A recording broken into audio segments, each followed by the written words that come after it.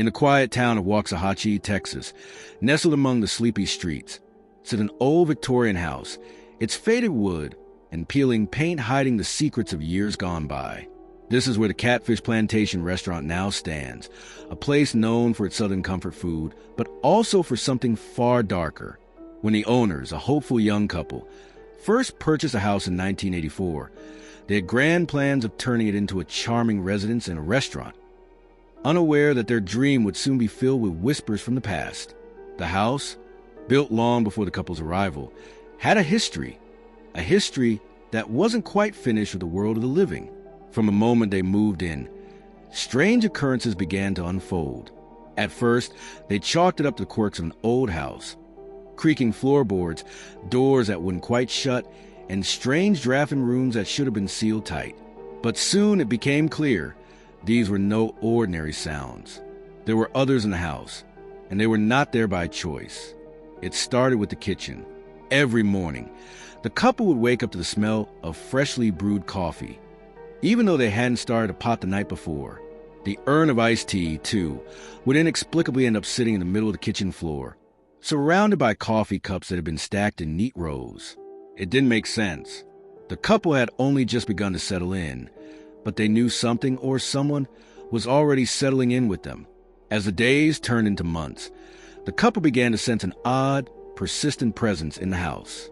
It wasn't until one of their first staff members, a young woman who had taken a job as a waitress, told them about the ghost of an old woman, that they started to realize the full extent of what they were dealing with. Her name was Caroline, and she had lived in the house long before it was ever turned into a restaurant. She had passed away in 1970 at the age of 80, and by all accounts, she seemed unaware that she had died.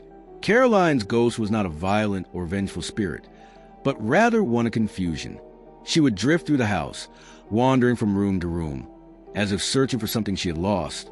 Perhaps her life, perhaps the home she once knew. The staff began to notice her presence more frequently. Dishes would rattle inexplicably, and the warm scent of roses would suddenly fill the air, even though no flowers were anywhere in sight. Caroline's most distinct manifestation was the appearance of her figure, always dressed in old-fashioned clothing, slowly drifting to the halls in the quiet hours of the morning. Guests sometimes reported seeing her too, a faint outline of a woman with graying hair and a soft, peaceful expression, moving from room to room with no particular destination. But what truly unsettled people was the sound of her faint whispers, always just beyond earshot, as if she were trying to tell them something, but the words were lost in time. But Caroline was not the only spirit who haunted Catfish Plantation. There was also the ghost of Elizabeth Anderson, a young woman whose life had been tragically cut short on the eve of her wedding day. Elizabeth had been strangled, her life stolen from her in the prime of her youth. Her fiancé, friends, and family had all believed the marriage would bring joy and celebration, but the night before her wedding, the unthinkable happened. Some locals speculated that Elizabeth's ex-boyfriend, jealous of her impending marriage, had been the one to end her life. Others whispered that it had been the fiancé himself, driven mad by the thought of losing her to someone else. Some even suggested that it had been another woman, a jealous rival who could not bear to see Elizabeth marry the man she loved. But the murder was never solved, and Elizabeth's ghost never left. Her apparition is one of the most well-known manifestations at Catfish Plantation. Employees have reported hearing faint sobs in the distance, always coming from the direction of the bay window.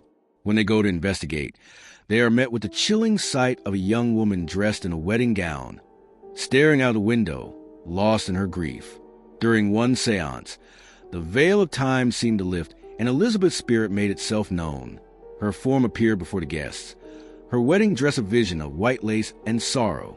The room grew cold as she wept silently, and then, just as quickly as she had appeared, she was gone. But even after this haunting encounter, the sadness of Elizabeth lingered. The smell of roses, the scent that had once filled her wedding day, would return unbidden, along with the soft sound of a woman crying in the distance. And then there was Will, a quiet, unassuming ghost who mostly kept himself. Will had lived in the house during the Great Depression, when times were tough and families struggled to make ends meet. He was a farmer, hardworking and humble, and he had known the land well. But when he died, his spirit did not move on. Instead, he remained rooted to the place where he had worked so hard in life. What was never known to be a violent spirit. He simply existed, drifting between the porch and the garden. His presence felt more than seen. People who had visited the restaurant often claimed to have seen a man standing on the front porch, dressed in overalls and an old hat, staring out at the land as if waiting for something to change. But whenever anyone approached him, what would disappear, vanishing into the ether like smoke in the wind. His ghost seemed harmless, but the mystery surrounding his quiet existence made him no less unsettling. Was he merely lingering, unable to leave the life he had known? Or was there something more to his presence, something that tied him irrevocably to the land? The activity at Catfish Plantation was not confined to just the spirits of Caroline, Elizabeth, and Will. As the restaurant grew busier and more popular, the strange occurrences became more violent. Coffee cups were thrown across the room without explanation, and dishes would rattle violently in the kitchen.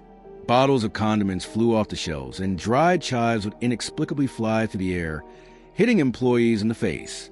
There was no pattern to these occurrences, no cause to explain them. At times, the restaurant seemed to be alive with unseen forces, invisible hands reaching out to interfere with the work being done. The clatter of plates, the crashing of wine glasses. It was as if the ghosts were trying to communicate in the only way they knew how, through chaos. And no matter how hard the owners tried to restore order, the spirits seemed to take great pleasure in making their presence known. Yet, it wasn't all malevolent. Sometimes, the spirits would simply mess with the staff, as if they were playing harmless pranks. A door would slam shut unexpectedly, or the lights would flicker for no reason at all. The staff learned to expect the unexpected, and visitors quickly became familiar with the restaurant's peculiar reputation. To this day, the Catfish Plantation Restaurant remains a place where the past and present collide.